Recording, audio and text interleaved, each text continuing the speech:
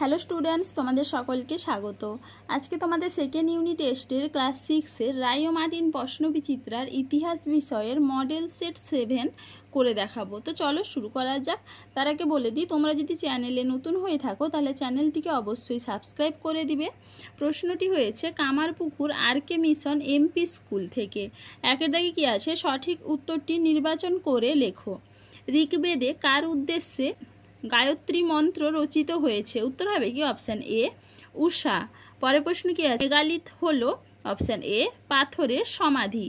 পরের প্রশ্ন কি আছে, কোন বৌদ্ধ সম্মেলনে হিনযান ও মহাযান এর মধ্যে বিভাজন হয়? উত্তর হবে কি অপশান ডি চতুর্থ।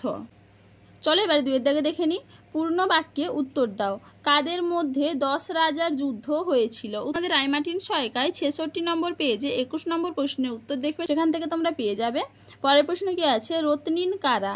উত্তর হবে কি বৈদিক যুগে যারা রাজার শাসন কাজে সাহায্য করত তাদেরকে রত্নিন বলা হতো।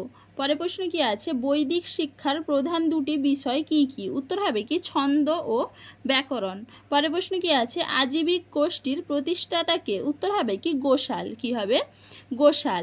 স্তম্ভ মিলিয়ে উত্তর দাও। প্রথমে আছে কি প্রথম বৌদ্ধ সঙ্গীতি, এটা হবে কি রাজগৃহ। মল্ল, এটা হবে কি পাবা। চিত্রিত ধূসর মৃৎপাত্র, এটা হবে কি ভগবানপুরা। এরপরে কি আছে, জাতকের গল্প, এটা হবে কি বুদ্ধের জন্ম পূর্ববর্তী গল্প। চলো এবার চারের দাগে দেখে নিই। সত্য মিথ্যা লেখো। আর্য একটি জাতিবাচক শব্দ, এটা হবে কি মিথ্যা। পরের প্রশ্ন কি আছে, গৌতম বুদ্ধের পূর্ব নাম সিদ্ধার্থ, এটা হবে কি সত্য। পাঁচের দাগে কি আছে, নির্দেশ অনুযায়ী উত্তর দাও। বৈদিক যুগে ড্যাশ বছরের পড়াশোনা শেষ হলে সমাবর্তন অনুষ্ঠিত হতো? উত্তর হবে কি 12 বছরের। পরের প্রশ্ন কি আছে, বেমানান শব্দটি লেখো। এখানে বেমানান শব্দ হবে ব্রিজি। পরের প্রশ্ন কি বলেছে, প্রদত্ত বিবৃতিগুলির সঙ্গে কোন ব্যাখ্যাটি মানানসই লেখো। বিবৃতি কি আছে, পরবর্তী বৈদিক যুগে শিক্ষার সঙ্গে উপনয়নের সম্পর্ক ছিল।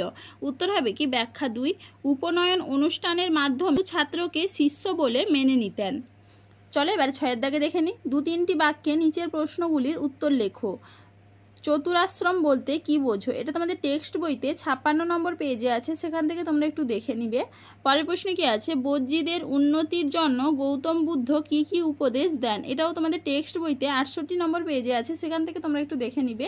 তাহলে দেখো স্টুডেন্টস, এখানে তোমাদের প্রশ্নগুলির উত্তর কত নম্বর পেজে কত নম্বর প্রশ্নের উত্তর সেটা লিখে দেওয়া আছে, তোমরা একটু দেখে নাও। চলো আজকে এইটুকুই, দেখা হচ্ছে পরের ভিডিওতে। ভিডিওটি ভালো লাগলে লাইক অ্যান্ড সাবস্ক্রাইব করে দিবে।